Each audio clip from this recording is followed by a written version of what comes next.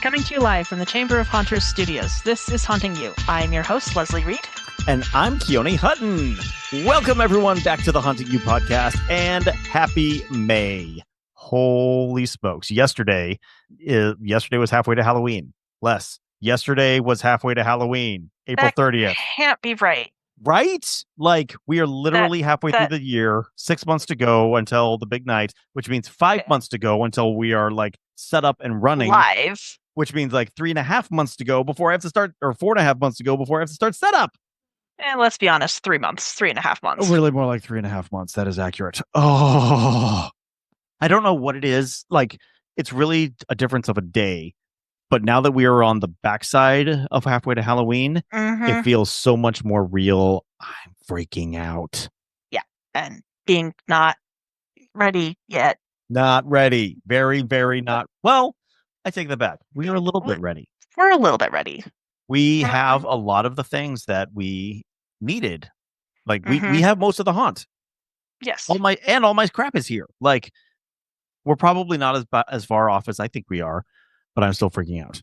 Well, and I think the other thing that's kind of adding some additional pressure is, our desire to use this as a test run for next year and trying to turn it into a paid.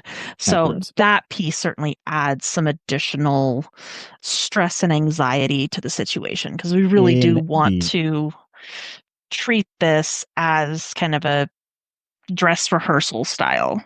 Right, exactly. So the pressure's on, but we have 6 months to go. We're going to do it.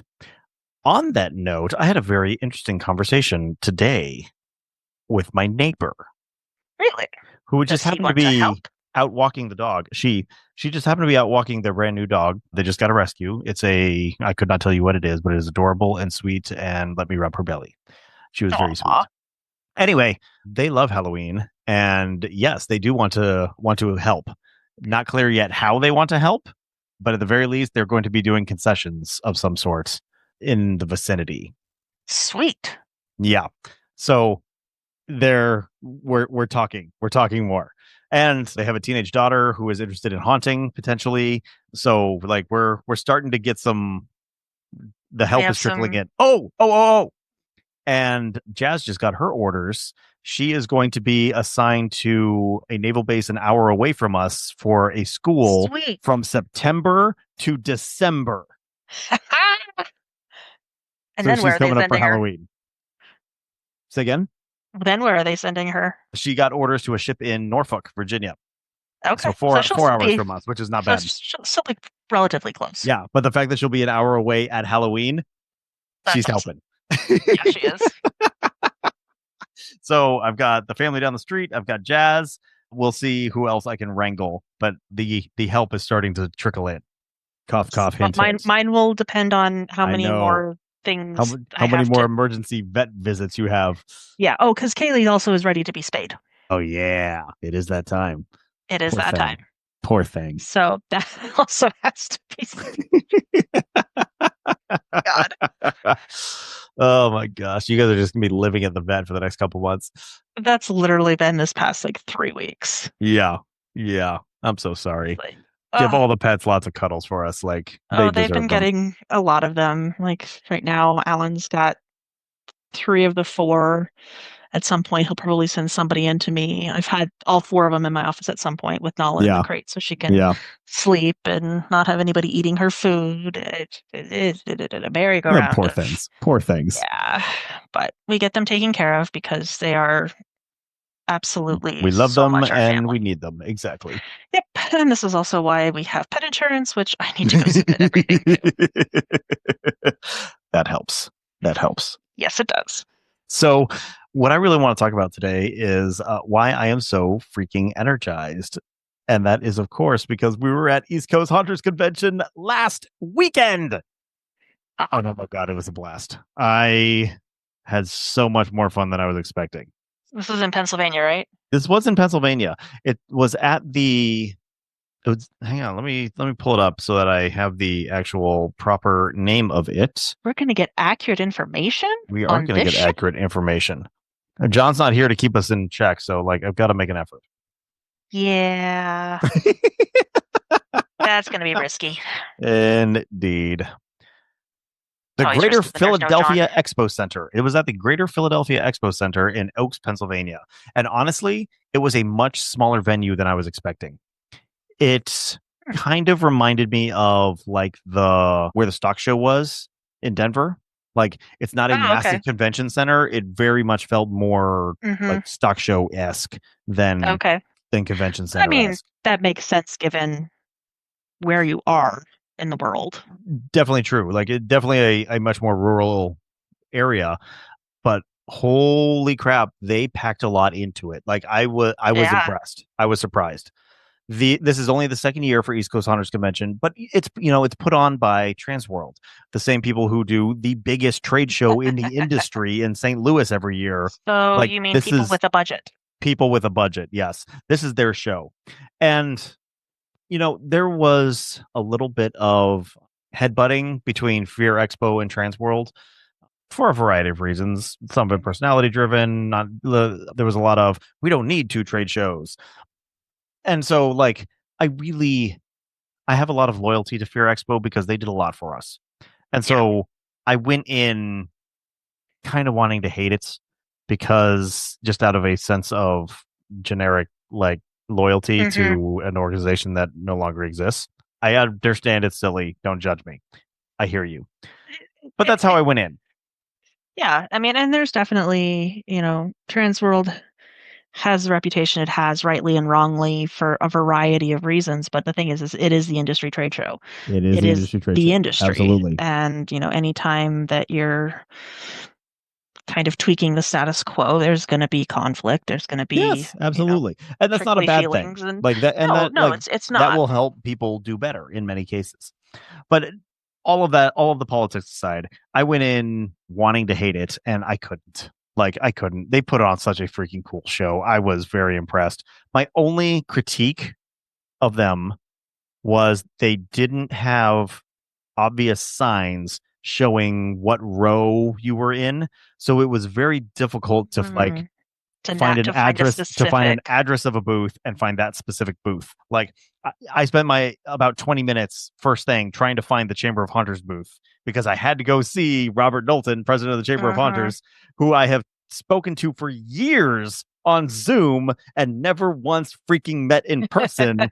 So I had to do that first.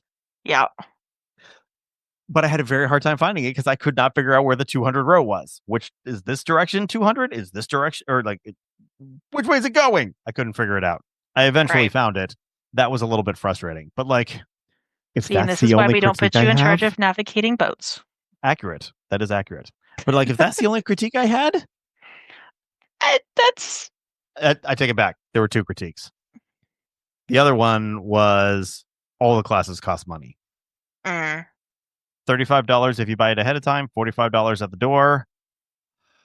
And oh my God, they yeah, had some awesome classes that I could not pay for. yep. But let's come back to that. What I want to do today is talk all things East Coast Hunters Convention, talk about my experience there and lessons learned, go through some of the vendors that we met. I've got a ton of videos posted up on our YouTube channel at Hunting U on YouTube, as well as our Instagram at Hunting University. Please go check them out because even though you're going to hear some of those interviews here, the The audio cannot visual, do it justice. You have to see yeah, the props that these companies brought with them because they are so freaking cool. yeah, yeah. I was definitely watching a bunch of the videos over the weekend, and there's some very the heads in jars. The heads and jars were so freaking Those cool. were amazing. Let's start with like the basics of the convention and then we'll dive into what we saw. So the convention we mentioned took place at the Greater Philadelphia Expo Center from April 25th and 26th, Saturday, Sunday, just 2 days for the show. Although they did have a ton of pre-con haunt tours, 2 days worth of pre-con haunt tours on Oh Thursday wow, and Friday. there's a lot of haunts in Pennsylvania. There are a ton of haunts. So I'm trying to find where. So on Thursday, yeah. So on Thursday, they went to Brighton Asylum and Fright Factory. On Friday, they went to Field of Screens and Dark Nights at Hershey Park. Huge names. Right. yeah, chocolate. Huge names of haunts out here, and I heard that they were phenomenal. I did not go because I work and could not get the time off. So what I did was instead drive up on Friday night right after work. I'm 3 hours away from Philly. It took me 4 hours to get there because traffic on Friday Traffic. night leaving DC. Like I went straight from work. I didn't even come home. I just went straight from work and was driving north for 4 hours.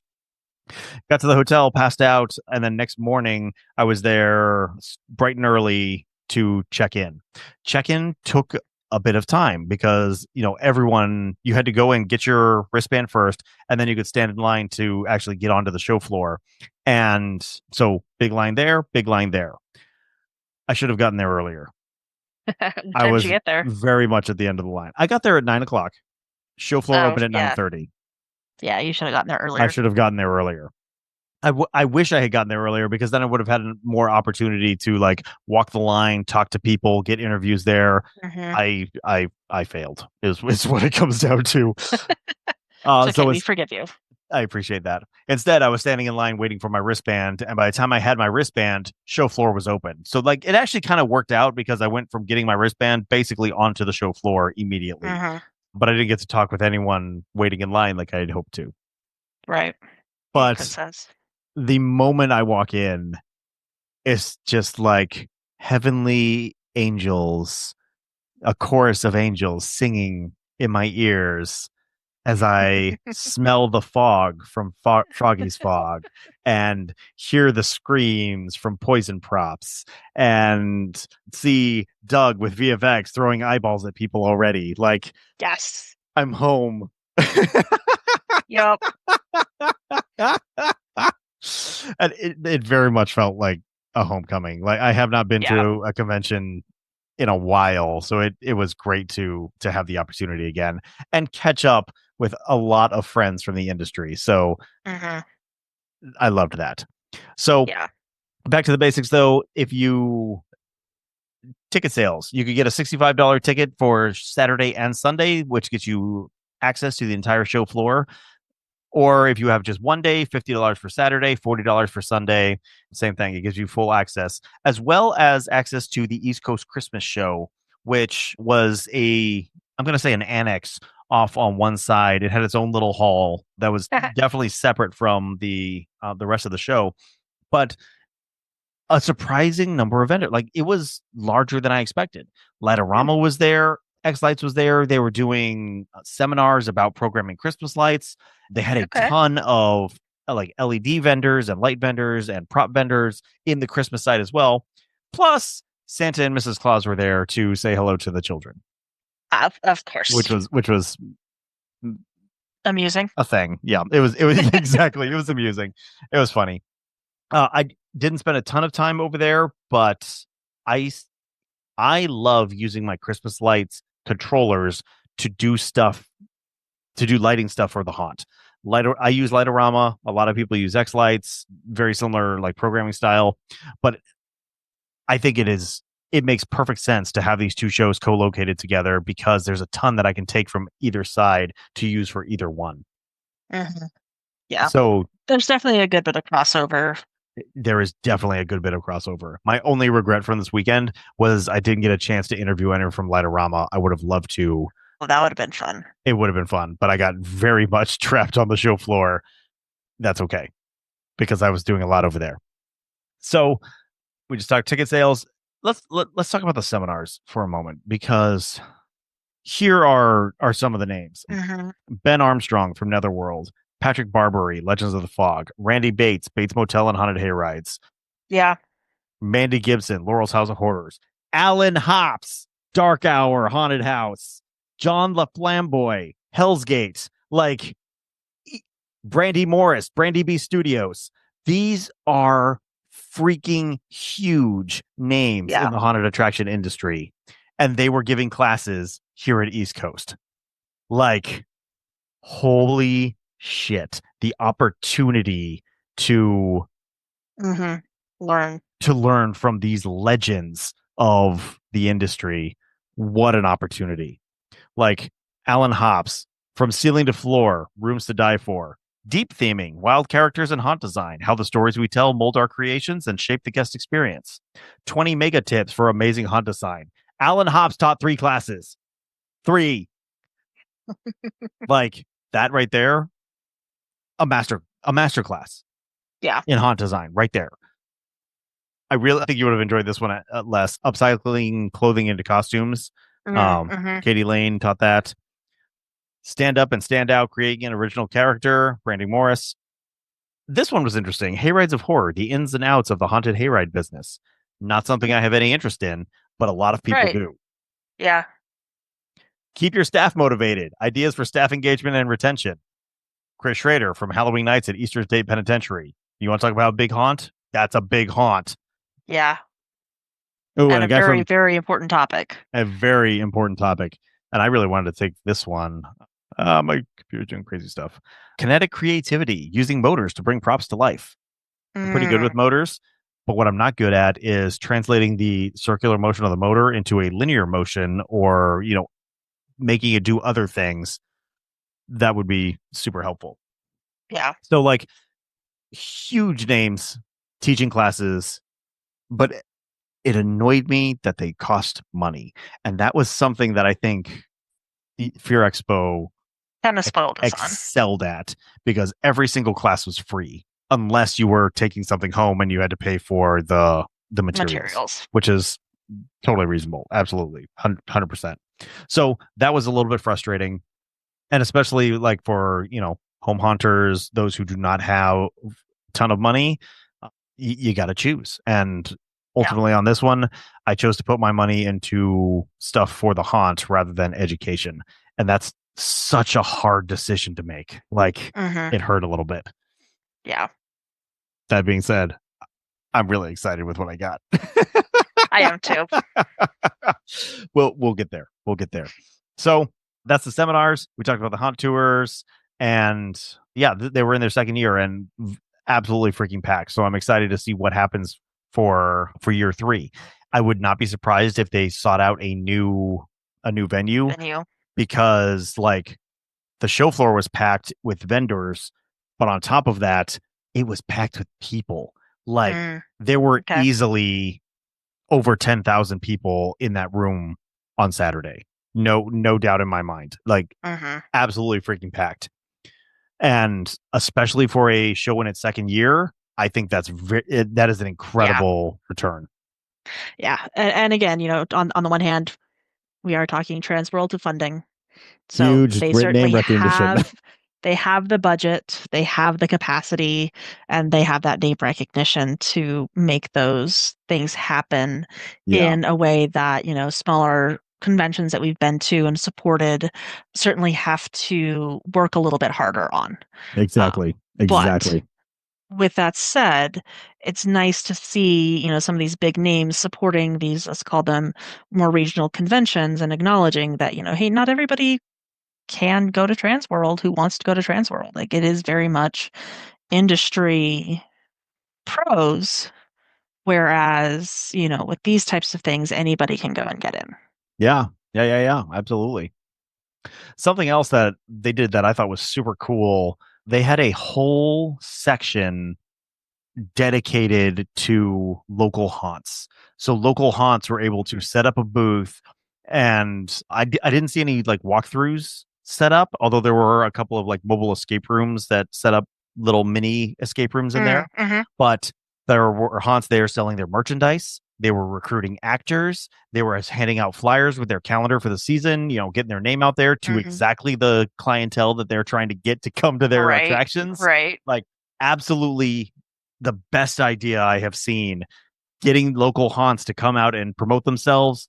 And they had a whole area dedicated to just that. It I was super wonder how cool. much that's of their marketing budget that took. I don't know. Like, but like 1, 2, 3, 4, 5, 6, 7, 8, 9, 10, 11, 12. There were probably 15 haunts there with booths. Like, it was awesome. It was awesome. Otherwise, like, the show floor was insane. That's packed. It was absolutely packed. The big names were there. I saw Froggy's Fog. I saw Fright Props. I saw Poison Props. but there were a ton of tiny vendors as well. Everything, and like I spent way too much money at the fudge shop.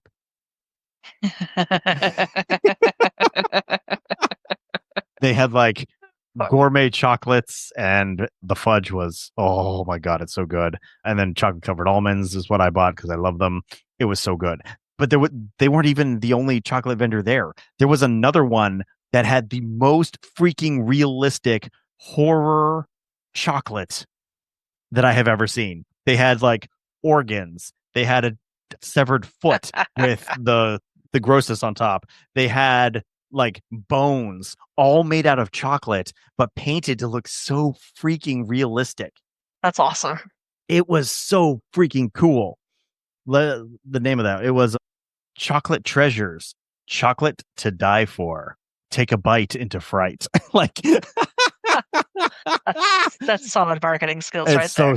So solid marketing. If you want to check them out, chocolatretasuresoh.com to find it. Oh, fingers, ears, and then a whole section of like blacklight respondent chocolate as well. So like glowing skulls, glowing hearts, a skull with a snake like weaving in and out of the eye sockets and everything. It was very well done. It was super cool, and the chocolate just looks absolutely freaking delicious. Oh, like chocolate headstones and cookies, and I love the chocolate foot. Oh my gosh, like I don't know how well you can see this, but that's yeah, awesome. definitely go check out our Instagram because I have pictures of all of these up there. It was so freaking cool. So like that kind of stuff on top of everything that you can imagine for your haunts as well. Of course, had to catch up with some of our absolute favorite vendors. And first and foremost, have to talk about VFX because VFX is a sponsor of the show, but we partner with them because we love their products. I own like 5 of their products. I want more of their products constantly. Yeah. And like, I just cannot recommend them enough. So let's take a moment and listen to my interview with Doug from VFX talking about what they did. If you can't tell where I am, as I am standing here in the midst of all of the goodness, I am at VFX. We are at VFX, our favorite show, like our favorite business. They've been a longtime sponsor of the podcast. Patrick is here as well. Doug is going to take us through and show us all the cool new stuff. And holy crap, they have a lot of cool new stuff. Doug, I cannot even believe what you have brought with you today. Made a lot of stuff. No kidding. You're talking about like 17 different new puppets. Heads. Yeah. Take us through 17. it. 17 new puppets. Let's come from here. So Jordu Schelt sculpted like 5 new things for us. We turned them in a bunch of other stuff because, I can't do it without making clowns out of things. So I make them into clowns. So we got Boggles the clown here. And his brain actually pops out. You can play with it. It's on a little bungee. We got the new Odoric, the goblin. So he's full-size goblin. His mouth moves. That's also a Jordu sculpt. We got Dangles the clown. His eyeball pops out. You can walk around and it fits in his mouth. So when you're doing it, you can put it in his mouth and stuff. Gross people out. Got our poster child, which is Zeborp, the alien. It's probe backwards with an X on the end. Zeborp. That's amazing. But we have that as that and a creature over here. So it's the same. It looks like a baby version, and they grow up and grow their appendages and stuff. So they're much more creepy when they're so much more creepy as children. We got some old stuff on the floor, but we have I love the metalhead Boris there, and you can get him with the scrubs like a metal experiment. You can get him with other stuff. There's brainless Boris. His head pops out. The brain's popping out like cracks me up. Balls all day. Yeah. Do I need to ring him out? Okay. Pat, you're going to have to show him the rest of the stuff here. Or Keoni can take him around because I showed him everything before we started talking. But I got to ring somebody out. Well, Doug is doing thing. Give me that microphone back so you're not. No, I want to talk to somebody. Exactly. Yeah, Doug got pulled away. So Doug had to go do business. Else that they are showing here. Yeah, if you want to see more, definitely go check that out on our YouTube page. I go around the rest of the booth and show it. You don't want to listen to me talk about it because I'm nowhere near as good. But like 17 new puppets. They had 5 new sculpts that they turn into 17 new puppets. And like the level of creativity that they continuously are able to achieve amazes me. Yeah, Zeborp is amusing. Zeborp is super amazing. Doug didn't even show it. He showed it a little bit, but the bungee heads, right? They have now circular bungee heads, like perfect spheres. Talking with Doug, that was quite the effort to sculpt a perfect sphere. It took some effort because it kept trying to float when they were trying to make the mold. The ball just kept floating, which is a problem. Oh. But anyway, now they have like a giant eyeball. They have a bowling ball that you can throw at people and it bounces back. I'm like, oh, I freaking love it. Fantastic. So VFX, you can find more about them at vfxcreates.com. Go check them out for their attack line puppets, their bungee heads, their crate creatures, what else do they have? The boxes, lunging boxes, the illusion boxes, and all of those. Oh, everything they do, I just absolutely adore. I got to talking with them though, because we've built kind of a good professional relationship. I consider them friends, and so we got to have some like real talk while we were here on the show floor. And I asked them like what challenges they're experiencing right now, and the tariffs are hitting them kind of hard, particularly on their electronic side. So like all of their puppets have the Puppet Master speaker system inside, which does, you can program it with 4 different phrases or sound effects, and the components that they need to make those are becoming more difficult to find. So like I really wanted to pick up a Minion FX sound system. This is basically the same Puppet Master system that they put inside the puppets, except it has a microphone on it as well. And I wanted that for my Wendigo costume so that I could, program some Wendigo sounds into it, but still have the ability to say things and super loud. I don't know how I can do it because she won't do it on command. But Kaylee has started doing this husky talking. Oh, geez. We need a recording of that. Where it's like, I can't even do it. It's hilarious. She's done it to me a couple of times when I've come home from work. And it's just like, you were gone. How dare you be gone? Yes, I'm having words to say. And I've got to get it on audio because it is it's hilarious because she's just like, the Capitals just eliminated Montreal from the playoffs, and we're surprised by this. We're not, but like, oh, okay. I mean, I wanted the Canadiens to win, but I'm not surprised that the Capitals eliminated them for the same reason. I'm not surprised that the Canes eliminated the Devils. Indeed. So, well, there's the first one out. At least it wasn't us. Who was the first? Who was the first? Devils.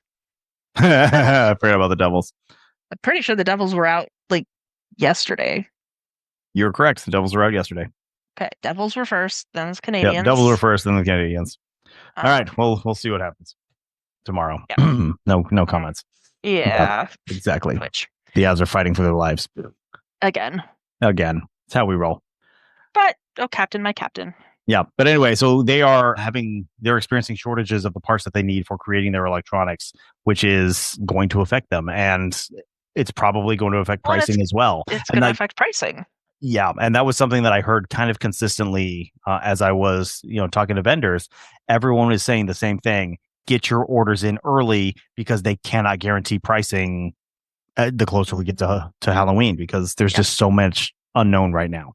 Yeah, and everything's changing constantly. I mean, I'm literally having to rewrite contracts at work. To put in verbiage that says the price of your, because we get materials from Canada, one of our, and it's going to be affected by the tariffs depending on if they're 100%. Ever.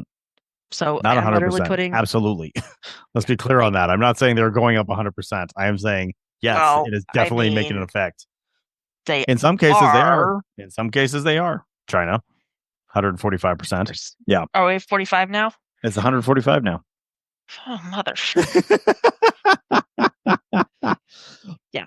So again, this is affecting everybody and everything. I have seen a growing number of, independent and small companies announcing, they're having to close their doors because they can't afford their materials to continue to do business. And the pricing that they'd have to increase their sales to is just, it's not feasible. Yeah, exactly. You wouldn't have customer base. And like, even when talking to haunt owners, like haunt owners are concerned about having a significant drop in attendance this year, because if, cost of living goes up, people have less disposable income to spend on things. And can you imagine a more like unnecessary purchase than going to a haunted house? Well, especially when you can just read the newspaper and be just as terrified. Dun, dun, dun. Indeed. So yeah, it's going to be an interesting year. I think the big takeaway is, if you want to buy something, buy it early. Do it now. Get the pricing while it's locked in right now.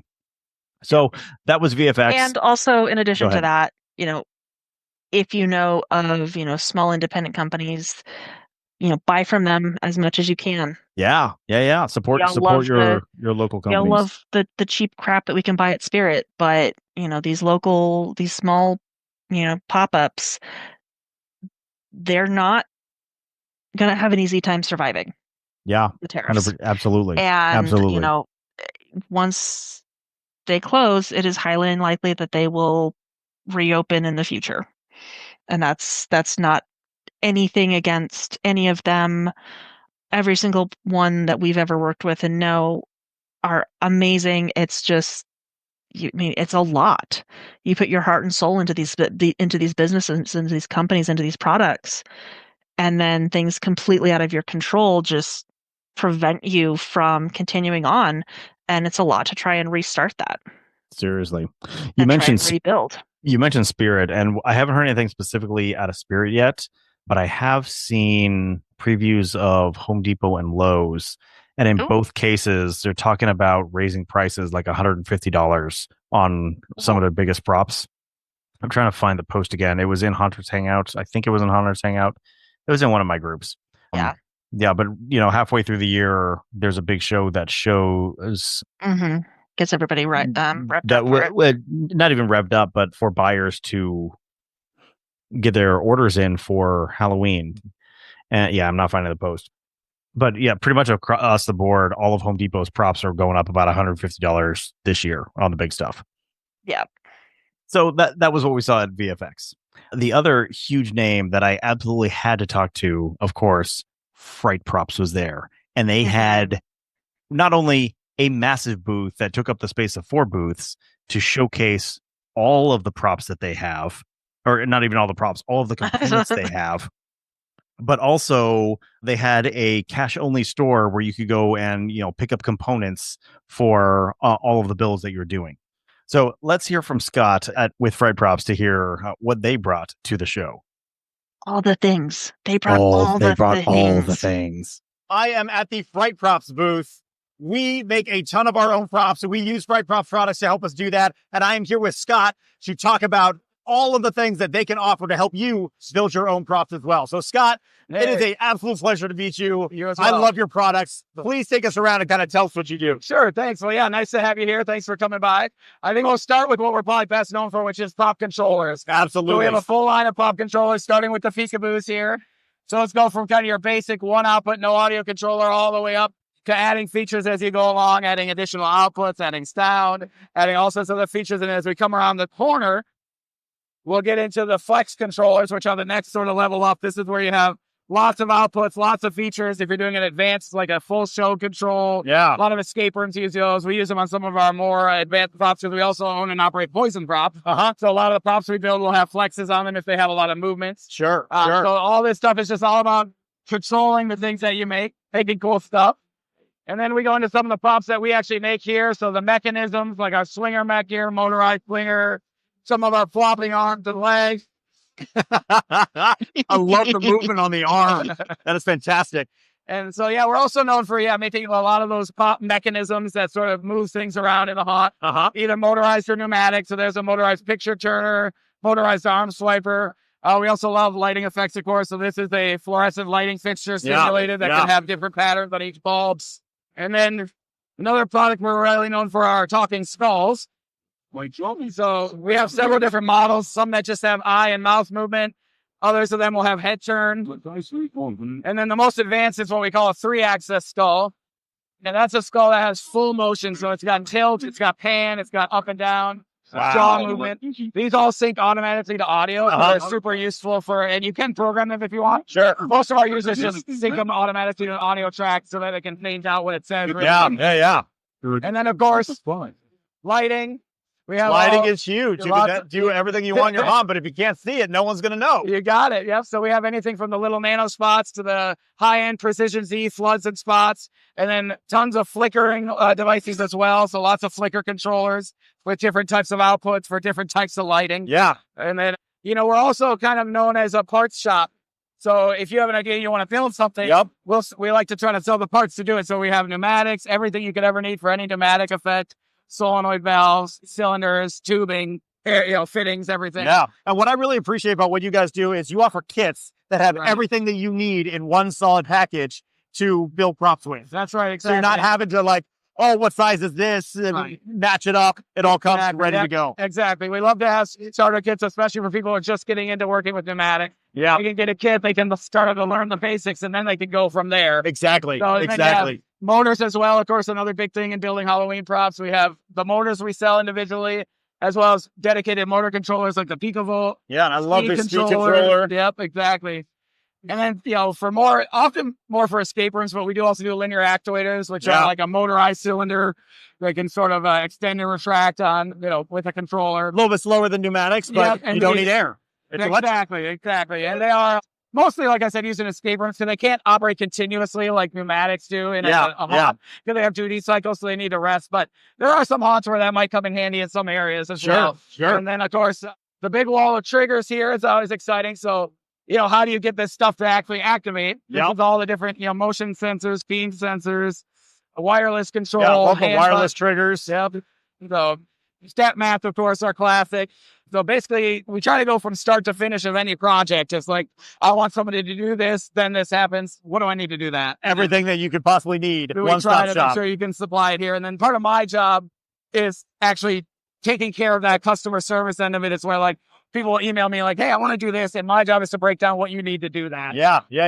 I have not seen your laser triggers before. That's awesome. Yeah, again, kind of more of an escape room thing most often. This one, a lot of times in an escape room, they'll unlock a laser from a case and they have to aim it to hit a target to open up a secret room or whatever it might be. And then we have the Sprite player. The triggerable media player. Yeah, exactly. Playing videos. Gotta hit this. It actually hit it. So yeah, it's super awesome for doing integrating video effects, the props and stuff. And that's what we sort of have on the banner over here, is showing how you can connect a Sprite to a peekaboo and a pneumatic prop, so you can actually trigger a video, and then you could sync up effects to that video as you play. I've seen a lot of cool things with zombies trapped in boxes. Exactly. You have the video of the zombie, and then you have a hammer mechanism banging on the box at the same time. Or maybe it shakes up and down, or a fog machine goes off. So you can sync all that up with the video as well. The only limit is your imagination. Sprite prop supplies everything else. That's our goal. We are here to try to do that. Love it. Can you tell people where they can find you both here at the show as well as online? Yeah, so we're at the show here. I don't know our booth number, but it's right when you walk in. You can't miss it. We got the big sign hanging up. So we're at East Coast Honors Convention this weekend, today and tomorrow. Always reach us at frightprops.com or send us an email, sales@frightprops.com. I see pretty much every message that comes in there. If you have questions or anything like that, reach out to us. We'll help you out. Awesome. One other thing that I absolutely love about Fright Props is you have how-to guides and videos that describe how to use all of the things that we're seing here. Talk real quick about that. Yeah, that is another part of my job at the company, is I sort of try to put together as many tutorial videos, step-by-step stuff as I can. Because when I started in this business, I was like a mold maker and a sculptor. I didn't know technology at all. So I still have that kind of built into me of I really understand what it's like to not know how things work. And I take a lot of joy in trying to help other people get to a level where they kind of feel comfortable with it. Yeah, absolutely. So, right now I'm trying to do maybe close to a video a week on our YouTube channel, just random how-to stuff. Just people ask questions. I try to answer them on the YouTube. So yeah, anything like that, tutorial videos for our product. I just really get a lot of pleasure out of doing that and sharing it with people. Awesome. Scott, thank you so much for taking the time to talk about it. You're welcome. It's nice to speak with you. Yeah. So, we talk about them all the time. I have a ton of videos showing how-to stuff that I've done with Fright Props products. particularly if you are just getting into building your own props. Fry Props is a phenomenal resource, not only because they have everything you need it's a one-stop shop, literally one-stop shop, everything you need to build a prop, but also all of the guides and tutorials and like education that goes along with it on the back end. So yeah, they've thought through their operational model and their materials in such an amazing way, because everything works with everything else, and they will show you exactly how to make that work. And like you said, you have any questions, something's not working, or you have an idea, but you don't really know how to get started, you can, reach out to them, and, they will, give you the information and let you know what materials you need to do to really bring everything together. Yeah. And I want to point out, we are not being paid by any of the vendors we're talking about here today, except VFX. VFX is the only one that does sponsor us. So everything that we're saying about it, we are not paid. We talk about it because we love it. We work with it, and we would not be recommending it if we did not believe in it. Yeah. So those were the two big vendors that I knew and absolutely had to talk to while we were there. But I was very impressed by the number of small vendors that I was seeing as well. And there were a couple of super cool ones that I absolutely have to point out. But before we do, let's take a moment to hear from our sponsors, and then we'll jump right back into our coverage of the East Coast Haunters Convention.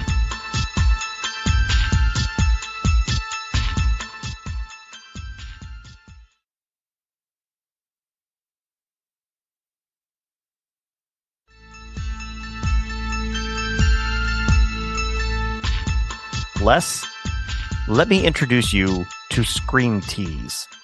This is a company that does screen print t-shirts at a lower cost than I have seen anywhere else. Really. And the way they keep costs down is they have set designs that you can then customize with your own text or other things around it. But like, we're talking $10 a shirt. When I went and bought the home or the Haunting You shirts from Office Depot, $20 a shirt.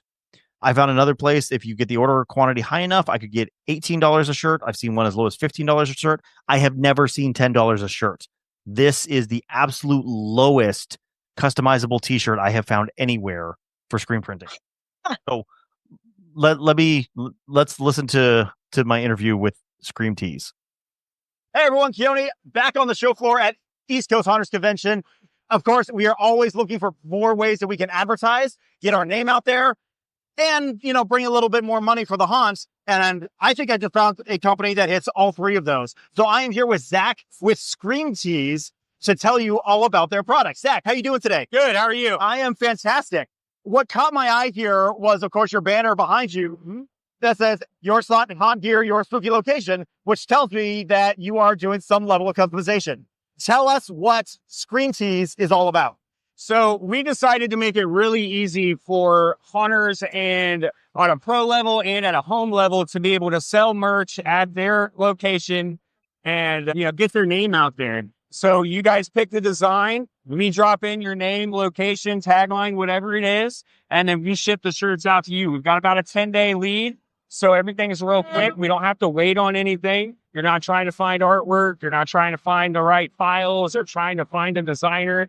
We just wanted to get it out there so that you guys can get your haunts out there really easily and make some money, put some money back in your pocket. Absolutely. I think you and I were talking before the video about how t-shirts are like the best form of advertising. So it's the only form of advertising that you can get out there where you can actually make money on, or at least just make your money back so you're not spending any money getting it out there. And you want a good quality t-shirt that people are going to want to wear all year round and putting your name out there. Yeah. What style of t-shirts do you offer? What material? Show me what you got. So what we got is a 100% pre-strung cotton tee, 100% screen printed. So these are going to last about 100 washes before they start to even try to fade. Yeah. Which if you think about that, I mean, that's 2-3 years.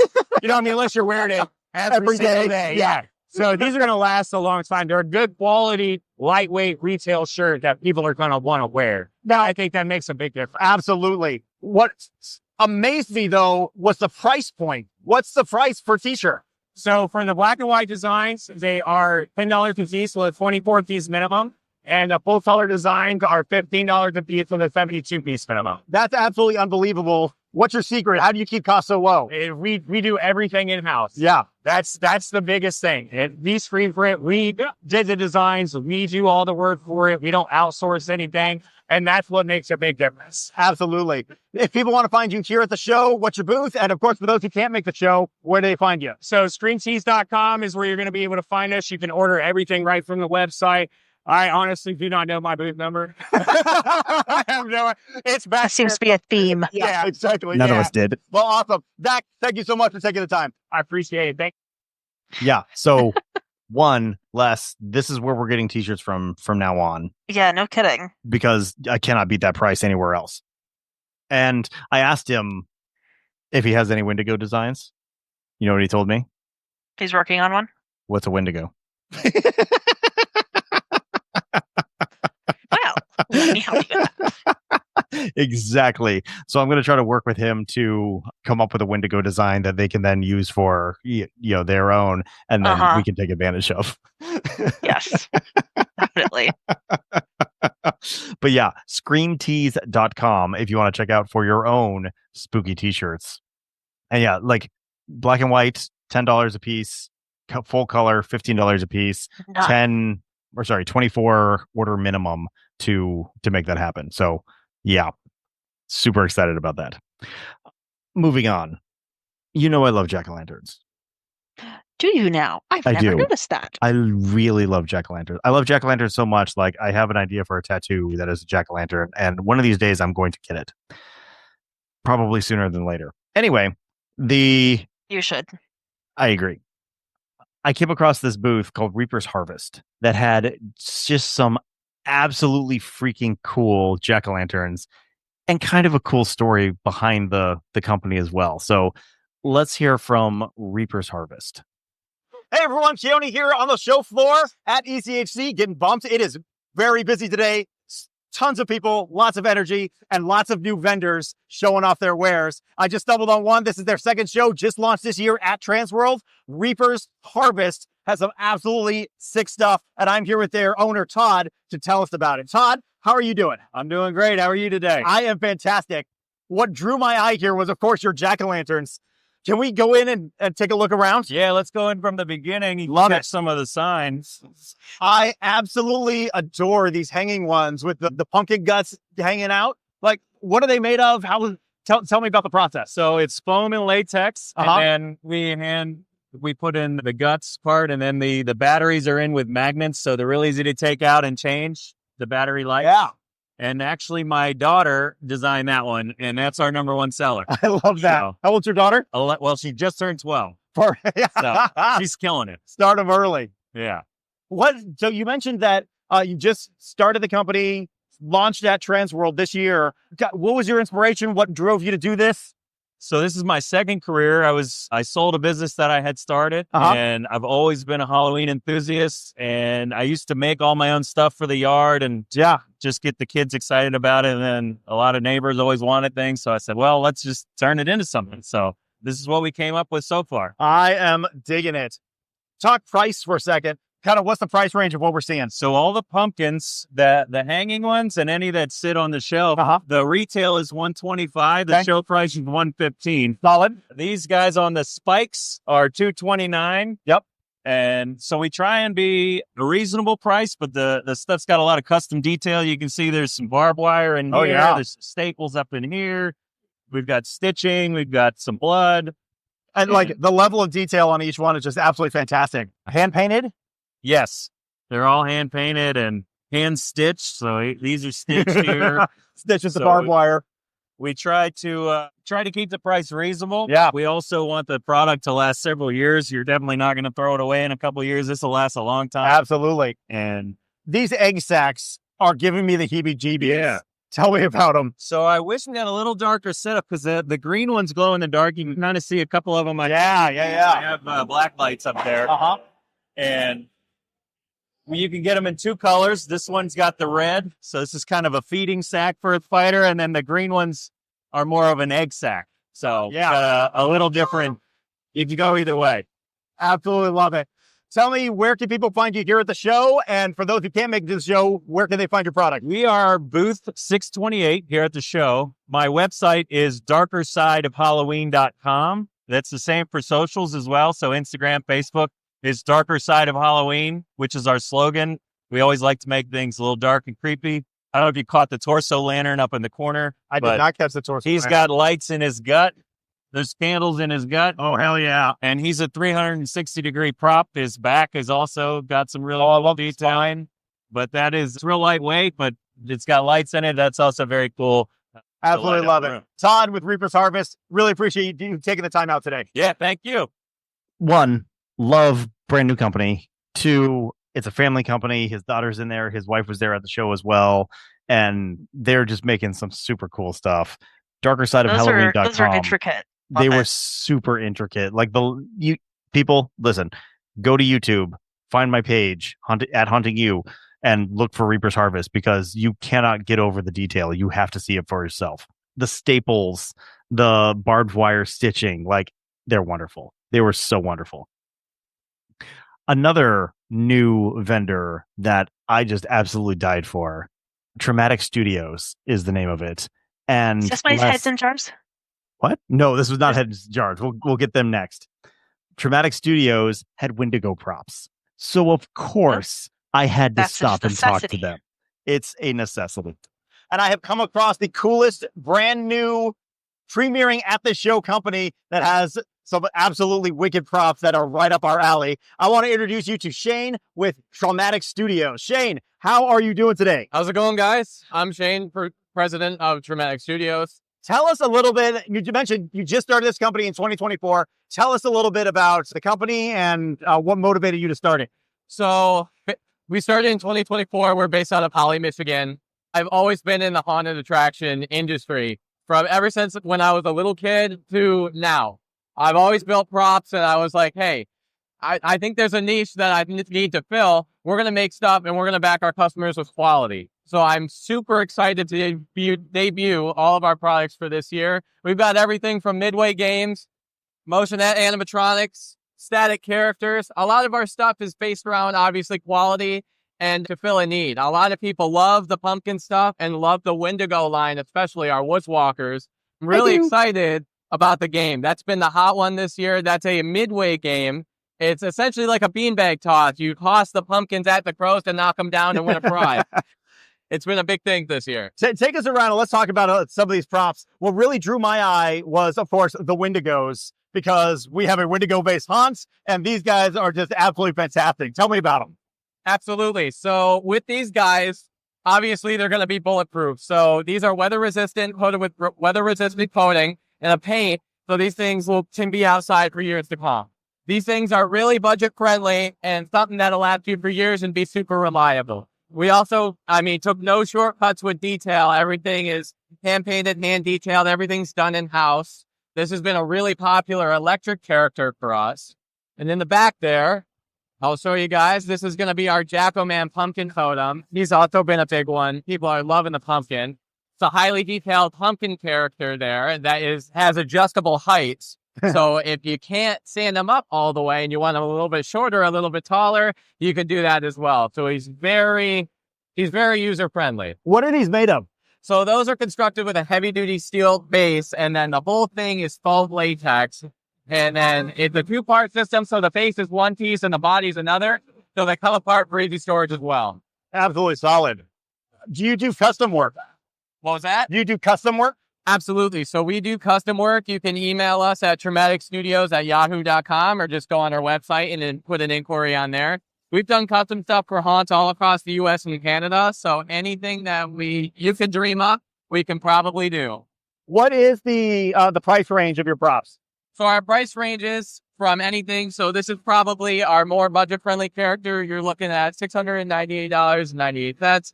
All the way up into probably the down the throat complete package there, or our dual motion Woodswalker. Each of those is going to be sitting around $1,400. And that's about our most expensive piece of the show. Love it. And you did the facade for your booth here as well. Absolutely. So that's all made in-house. So along with the props we produce sets and scenes for haunted houses and full attractions as well. that we can custom build to fit your needs and floor plan. If people are coming to the show, where can they find you here? And then for those who can't make it to the show, where do they find you elsewhere? Traumatic Studios, booth 329. And you can find us at traumaticstudios.com and on every other social media. Perfect. Shane, thanks so much for your time. Listeners, you all know I love a Wendigo. I am a Wendigo. My son constantly reminds me of it. But the level of detail that they are putting into their props, absolutely phenomenal. Beautiful. Absolutely beautiful. They are hideous. They are gory. They are spooky.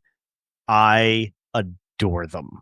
And the price point, honestly, like for the quality that you're getting, reasonable. Exactly. Like, I was impressed. I'm super excited to see where these guys go in the future, and I hope to see them at a future show. Okay. Oh, one more. Yeah, there is one more that we absolutely have to talk about. One more new vendor. This is the water. So what really drew my eye was heads in jars. And I don't mean heads in jars. I mean heads in like fish tanks, right? And sure, lots of places have done heads in fish tanks. These had bubbles coming out of them. And that's what caught my eye, because I don't think I've seen that anywhere else. The woman who runs this company, her name is Una, and the company is called Circus Una. She is a former circus performer, or actually I think she's still a circus performer, but is trying to bring that into haunted attractions as well. And let's just hear from her. Hear from Una with Circus Una. Just came across a brand new company that is offering some super cool products. I'm here with Una from Circus Una, and she's going to show us around. Una, how is the show going for you today? The show is so good. It is off the chain here at East Coast Connor. We're having a really, really great time. Now, go ahead. I'm really here to network, to meet new people and get involved in other haunted houses and stuff like that. Yeah. And it's really happening. What caught my eye, and I don't think I have seen anywhere else, are these water tanks. Yeah. Tell us about them. Yeah, these poor girls are captured mermaids, so they tried to keep them alive. She didn't do so well. But yeah, they're silicone scopes, and they're motorized in water, and they're bubblers. She's trying to breathe, but it's a lost cause. I love the bubbles. Like, it gives it so much more life. Yeah, she's still trying. Can you show us the guts behind it? Yeah. So this is a reciprocating motor. And obviously there's a hole in the tank, and I made a silicone seal. And these are all on batteries today. I'm having an experiment to really see how long an RV battery will last. Yeah. And the transformer. And then this is from Spider Prop. Yes. It's a windshield wiper, and it's really working beautifully. And it's no kidding. Yeah. And for the bubbles, it looks like you're using aquarium bubbler. A bubbler, it's just like a fish tank. Uh-huh. A fish tank bubbler. Yeah. But that's okay for now. But I'm going to really build this out, and I would like big gas bubbles like you're breathing. And then here, the people who came to the circus and they got splashed with the mermaid too. So they're in big trouble. And these are mimes in monkey costumes, and they really got too close to the mermaid. So they're losing it. Absolutely. Not a great day. And yeah, I painted the banners. You painted those too? Yeah. Absolutely fantastic. Yeah. No, you so mentioned. I'm trying to tell a story here. You know, I see it. Like that something's gone horribly wrong at the circus. Yeah. You mentioned that you're just getting into this. Tell us a little more about what inspired you to try to get into the haunted attraction industry. Yeah, I'll tell you exactly. I live right next to Hershey Park, and Dark Nights opened at Hershey Park. And I got what I thought was just a sort of goofy doll being a scare actor. And I love it. I love them. I can't believe it. I've made so many great friends, and I just love Dark Nights. Is amazing, and it's so successful. Yeah. Every year it gets longer, more weekends, bigger houses. And it's Hershey. I grew up in Hershey. They know what to do. They do everything right there. It's beautifully run. There's beautiful people there. And it's wonderful. And I recommend everybody to go to Dark Night at a Hershey Park. Absolutely love it. It's a really great place to work. And it got me started. I mean, if it had been a hot air balloon factory, I'd probably be making hot air balloons right now. But it's not. It's a haunted house. Yeah. And this industry is off the chain. I can't believe it's convention. It's just like a place for everyone. You know, I'm a little bit different. I've been a circus performer my whole life, and I am definitely trying to book my circus acts in the haunts.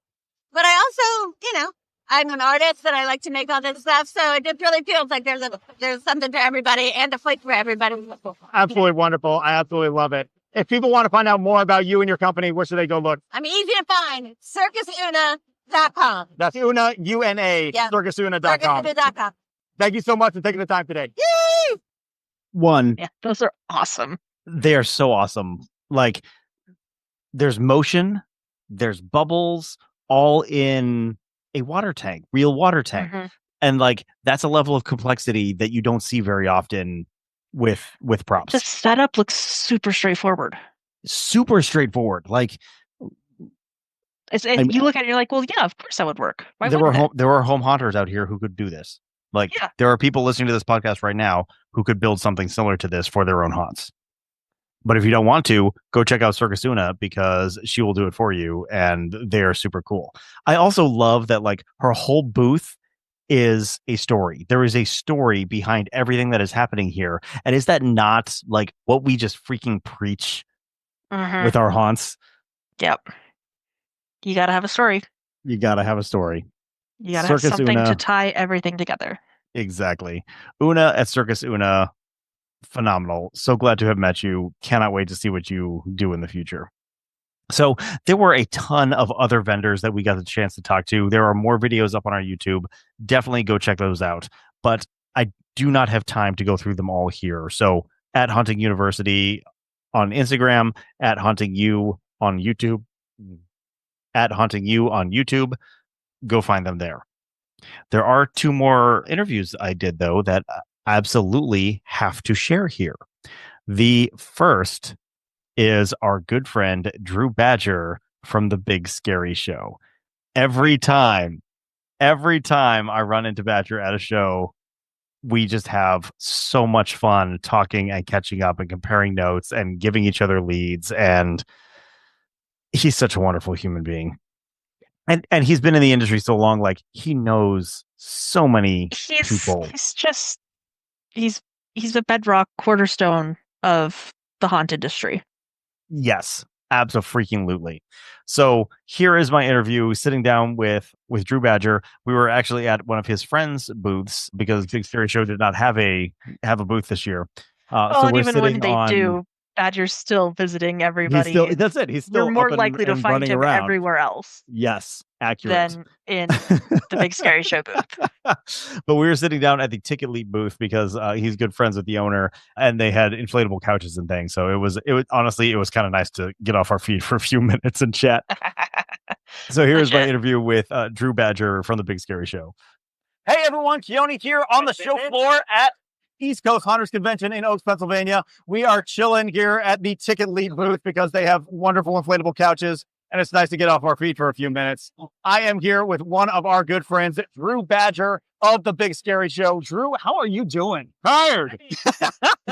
Been walking around since, got here at 7:30. Yeah. Doors didn't open until 8:30. Stood in line, got my wristband. Then went and stood in another line till 9:30 when they opened the door, and it's been nonstop ever since. It's probably about 1:30 in the afternoon around now, maybe 2, somewhere in that area.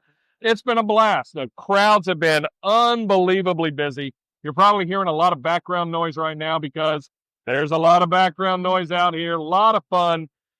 Came out here last year for the first year, completely blown away.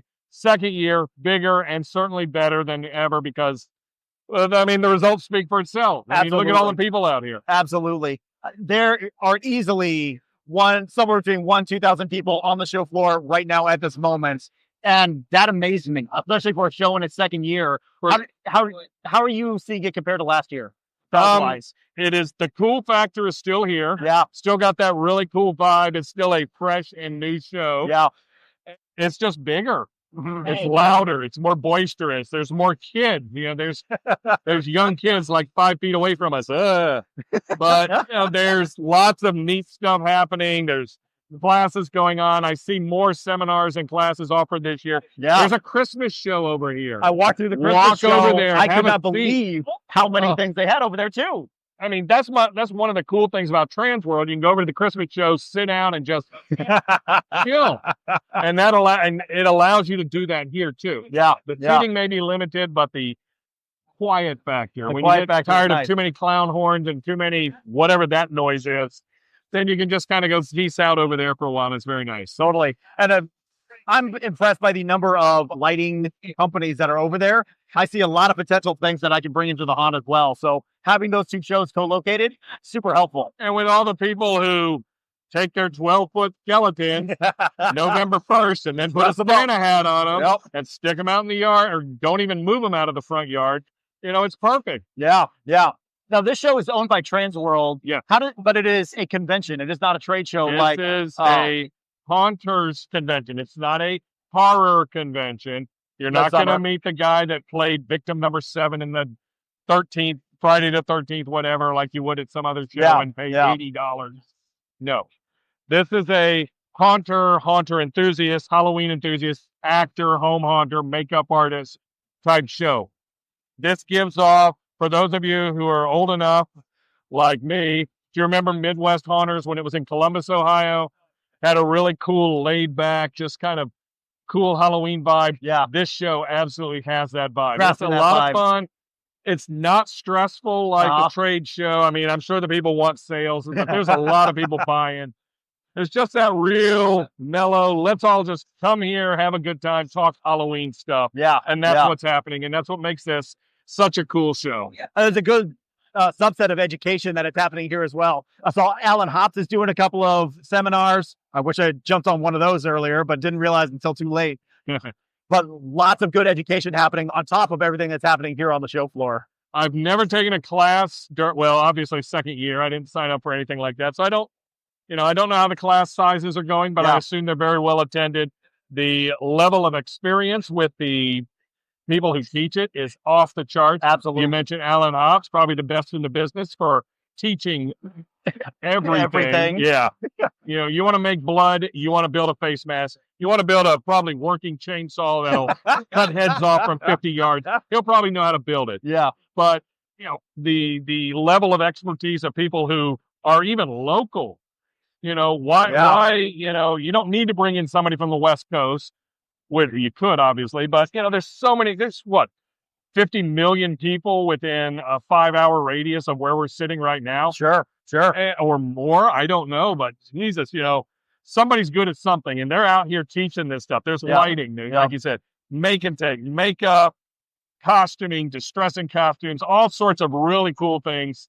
And people are going to the things. I saw people walking in towards the seminar rooms and everything. So same. Somebody's going and learning some cool stuff. And that's just one of the things that makes a haunters convention that much cooler. Absolutely. And something I'm seeing here that I have not seen most other places, they have a whole row of the show floors dedicated to haunts that are local to this area, showing off their wares. I'm not the youngest man in the world, but for many, many years, I have told haunted attraction owners, I have told convention owners, horror cons primarily, you need to get together. If you're running a horror con in wherever, Arkansas, Idaho, New York, Florida, wherever, find all the local haunted attractions, get them to come to your show. Absolutely. Every single person in this building right now, all thousands of them, will probably love to go to a haunted attraction in October. This is the key demographic in this room. And I have been telling haunt owners, open up a row of nothing but those local haunts. There are horror cons that will, I go to Days of the Dead in Atlanta. There's 2 or 3 haunts there. Yeah. I go to Carolina Fear Fest. There's a handful of haunts in the Carolinas there. I go to shows all over the country, and there are local haunts. You go to Midsummer Scream. You've been to Midsummer Scream. You've seen the Hall of Shadows. Oh, yeah, the Hall of Shadows. All the home haunters and semi-pro haunts that put little teaser haunts in that room in the complete darkness. Yep. Greatest thing in the industry, in my opinion. Yeah. But I walk in and I hear the rumors, and I hear the rumors are happening here. And I walk in and I go against the far wall over here, and there's nothing but haunted attractions from Maryland, Pennsylvania, Delaware, New York. There's one from North Carolina. They're just from all over the East Coast promoting their haunts. They have scan here to apply for a job. Actors, you need a job? You want a job, come here and apply. That's the whole thing. This is your demographic. This is where you find your actors. Oh, and you're selling a T-shirt with your haunt on it? I'll buy one of those. You got a hat? That's advertising in April and May and all through the summer. Absolutely. Your haunted house. So if whoever put that idea in the head of trans world people, if they got it from me, you're welcome. If you didn't, great. I've always thought that's a great idea anywhere. Absolutely. Now we just got to work on getting a row of podcasters. Seriously. Because if you get a row of podcasters, often a little quiet section of the haunted convention floor, they're going to be talking about it on their shows for 6 months. Hey, I'm coming to this convention. Come get an interview. Yeah. Let me talk to you. Every show you have. Oh, and don't forget to see me at this convention. Free advertising, convention owners. You're welcome if you do that, by the way. You can guarantee we'll be there. Yeah, hopefully. I'm old, but I'd still travel. So. Absolutely. Absolutely. But that's what we do. We come to shows like this. You and I, we interview a bunch of people. We put it out on our respective podcasts. We just had our 13th anniversary show. Congratulations. Longest running industry podcast for Halloween in the world, as far as we know, until proven otherwise. There's other people who've done it longer, but they've never been consistent. They've shut down for a year or 5, or they just don't put it out consistent, which is fine. We're not bragging, but we enjoy what we do, and we're going to continue to keep doing it for as long as we can, as long as there are shows like this, haunted houses to cover, and cool people to talk to. That's a great segue. Let's talk about Big Scary Show. Oh, what do you guys have coming up? We're talking haunted houses. I mean, obviously, our next show will probably feature a lot of East Coast interviews. Maybe one featuring a particular podcaster. Don't know. We'll just have to wait and see if he makes the cut. But obviously, convention season's in full swing. Maybe Jim will go off to a show. Maybe Jonna will go to a show. I know there's some rumors about, some particular person going out to Midsummer Scream on the West Coast again. Maybe that's going to happen. It's going to happen. It's going to happen. My first 3 weekends in August, I'm going to be in Tennessee at CreepyCon in Knoxville. I'm going to be at Honors Against Fate in Louisville, Kentucky. Then I got Midsummer Scream out in Long Beach. There's just a whole lot going on. Halloween is not just October anymore. Yeah. It can't be. Yeah. We're halfway there. After this weekend, we basically rounded the corner towards October. Yep. Build season. Build season is starting. Where then going on. Then right? going. Yeah, but what are you talking? Oh, that's right. You haven't started maybe, but those other people certainly have started. There's a lot of people out there working on stuff right now. It's a year-round business. Absolutely. And, half the people in this building probably don't think about it until maybe September. Yeah. And they start seeing the Spirit Halloweens popping up, and they start seeing the big 12-foot skellies popping up in people's yards. But the other half are the people that live it. Yep. And maybe they just dress up with spooky T-shirts and watch a lot of horror movies. Maybe they, come to shows like this. Maybe they have their house painted all black with all sorts of crazy. Maybe they dress up like that thing, whatever that thing is, or that other thing over there. And they just kind of do cool stuff like that. I don't know. But Halloween, it's not just for October anymore. Absolutely. Absolutely. So we talked about the Scary Show. We talked about where you're going to be. What did we miss? How to get a hold of How do you get a hold of you? Absolutely. Yes, we are. BigScaryShow.com. Very easy to remember. I'm never going to remember that. We're on every media platform that I know about. I mean, we're on the Spotify's, we're on the Amazons or whatever all of those streaming platforms. Just look for Big Scary Show. We're not video, we're audio only, so you don't have to waste a few hours staring at people talking to each other on a screen like other podcasts. No offense for any of you other podcasters that do that. You're great. I watch an awful lot of you while working on our show, which is audio only, so you just got to put your earbuds in as you're working on that build, and you're hammering, and you're trying to figure out how to make your fire marshal happy, and you're clearing out that new section of Haunted Trail, and you're doing all that. And then we get to hear about it, and we put it out there with our news, with our roundtable discussions, with our music, with our rants and interviews, and all sorts of really cool stuff that makes Halloween truly the greatest day of the year. Absolutely. Absolutely.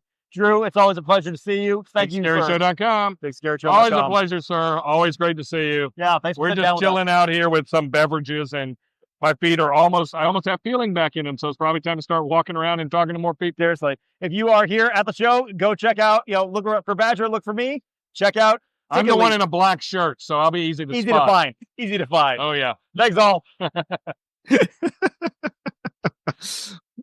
I adore that man. Like, he's wonderful. He's a delight. He's absolutely so much fun to talk to when you're at conventions, and to see him there and to catch up. It's just wonderful. He is a wealth of knowledge. He is a wealth of insider information. If you ever run into Badger, take a moment, stop and chat with him. It was actually kind of funny because, I was chatting with the owner of Ticket Leap, did an interview with them. You can find it on our YouTube.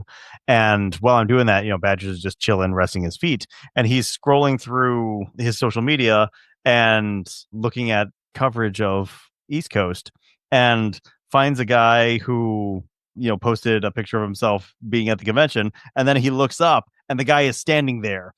It was absolutely freaking ridiculous. So I'm on social media, sees him up there, and then they stopped and chatted for a bit because he was a fan of the show. So it was hysterical and hilarious and pretty cool.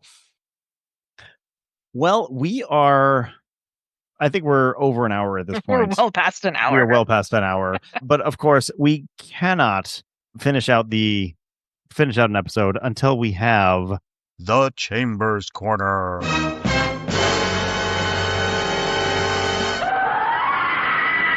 And because for the first time in my life, I was in the same place as Mr. Robert Knowlton, president of the Chamber of Haunters, we had to record a Chambers Corner right there on the shore floor at East Coast Haunters Convention.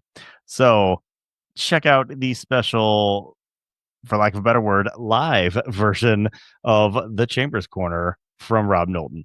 Rob, how you doing? I'm doing good. It is so great to finally meet you in person. Yes. We have talked so much online. Yeah. This is actually the first time we've been in the same place at the same time, which is super exciting. Yeah. You just recently announced, though, that you are stepping down as the president. Yeah. Tell us a little bit about it and who's replacing you. So we got to a point where, like I said, especially me, I'll be honest, it's going to sound corny, but I'm being honest. I'm of the George Washington mentality. You lead for a little bit, and then you give other people the opportunity. Yeah. It's been 5 years, at least at this foundation. We're in a good place. We got a lot of exciting things coming up. So, I mean, there's some good things happening, some new benefits coming fast. So I just felt like this was a good time, if any, while we're on an upswing, especially like that we're way past COVID. I hate to mention that C word again, but I mean, we're way past that now and things are looking better, and it's a good point. So I feel like it's an opportunity to give someone else the opportunity to have that fresh look, the fresh ideas, the fresh face. Absolutely. Who's replacing you? Kimberly Grant. She's from Florida with Phoenix. She's been phenomenal. She's been over there, for the last few years. She's awesome. Previously on the board? Yes, she's still on the board. She was, so we recently had a small change in the layout of the board, but she was one of my vice presidents. Okay. Like, she did a phenomenal job. She's still on the board, but she'll be switching me out here July 27th at the Texas Haunters Convention. So that'll be my last day and her first day. So we'll be switching. Great timing. Great timing. Yeah. On that note, where else is the chamber going to be during the convention season this year? Yeah, so obviously here at East Coast, we're looking at Midwest. We're not sure just yet. We're looking just because once again we're trying to see about logistics of who's going to go. Yeah. But definitely at Texas, we're looking into GalaxyCon, which is one of our members. Oh, okay. So we're trying to expand into other areas too, get other people. But those are the main ones. We would like to do Trans World here in the future. We're not sure exactly which year, but definitely one next couple of years, if not next year, the year after. So, I mean, we're definitely expanding and getting there. So those are the ones for right now, but Trans World's definitely on the horizon. Perfect. How, what are you doing here at the show? How do you interact with people? What are you telling them?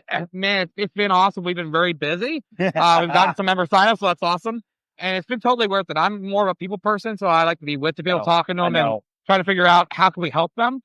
So that's been pretty awesome. And a little side note, that'll be the nice thing about me stepping away is I'm not leaving the board. I'm going to stay on the director at large. Okay. But this will allow me to do some more of the personal communications and not have to worry about the stresses.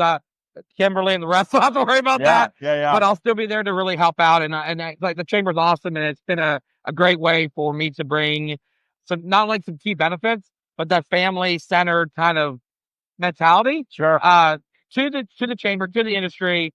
and just really help people. Like, we're there for them. I mean, we don't get paid for this. It's volunteer. That's right. So, yeah. So, I mean, like I said, there's a lot of opportunities, a lot of things we're going to do. Like I said, between the convention, the things coming up, we've got a lot going on. And I think Kimberly's going to do a great job with it. And the rest of the board, too. Yep. But like I said, it's been really nice here because, I mean, we've been able to see a lot of current members. From our vendor members here, we have Hante, VFX down here, several others that are here, Ticket Spice. So, I mean, we've got some vendor members here, plus our attraction members have been here. A lot of people stop at people come to see us. So it's been great to catch up, but also see some new faces and make new friends and be like, hey, how can we help you? So, no, it's been great. I mean, we had Corpsology, which they're here today. They're doing social media and they're awesome. We've got to talk to them. So we're looking forward to working with them. And like I said, many others. So it's really been a wonderful opportunity to really show them what we can do for them and what they mean to us. So, Absolutely. As always, if people want to learn more about the chamber, where should they go and look? www.chamberhunters.com. Like I said, they can get all the information there. I will let you know we are doing a website update. We're trying to freshen it up. We always got to do that. But like I said, you can go on there, you can join there. The memberships are now, we've changed that too.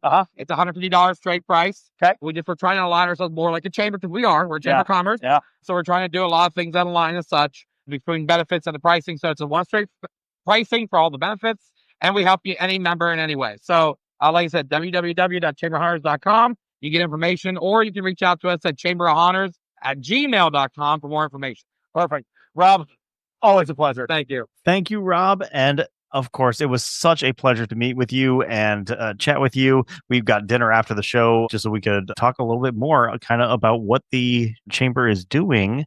And I'm kind of excited to talk about that, Les. I haven't told you this yet. No. And I'm disappointed that John's not here. He's going to find out when he listens to the podcast. If he listens to the podcast. In 6 months. Yeah, exactly. In 6 months. John, we love you and we miss you, but you miss things when you miss things. Accurate.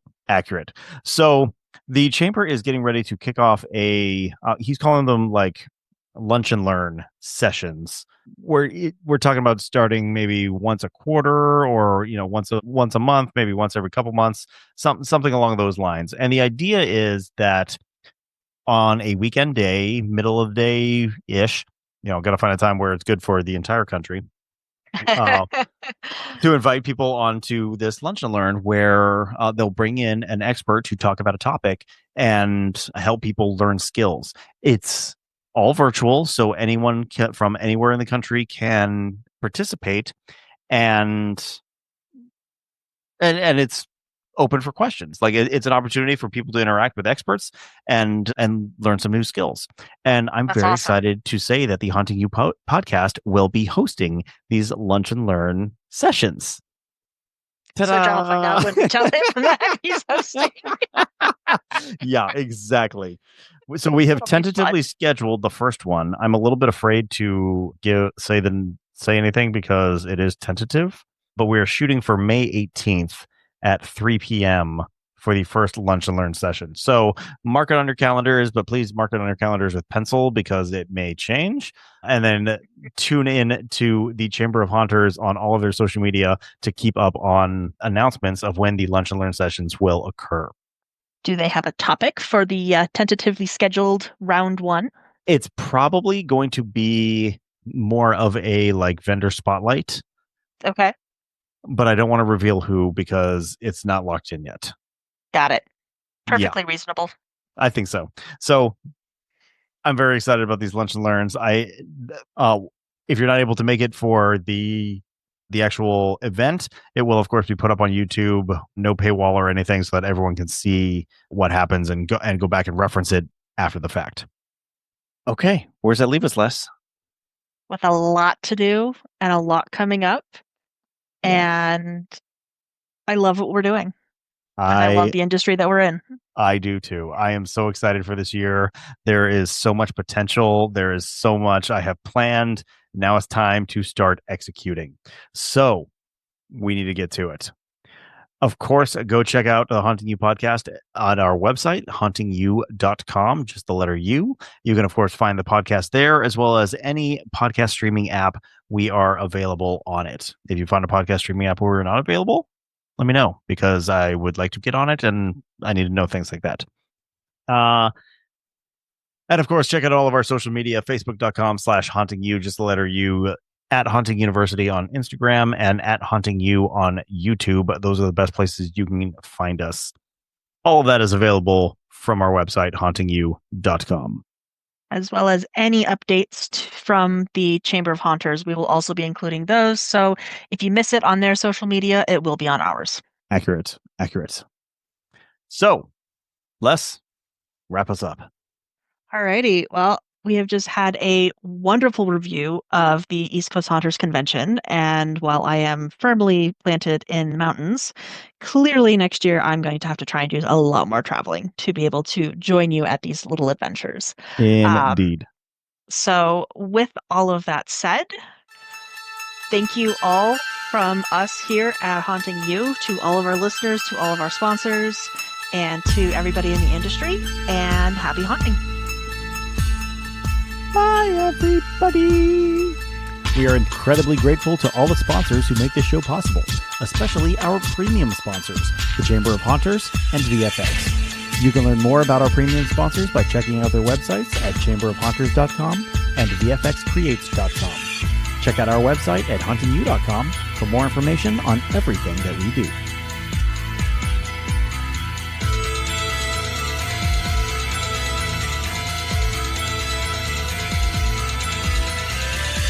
Haunting You can be reached via Facebook at facebook.com/hauntingyou with just the letter U, or on Instagram under the handle at Haunting University, and YouTube under the handle at Haunting You.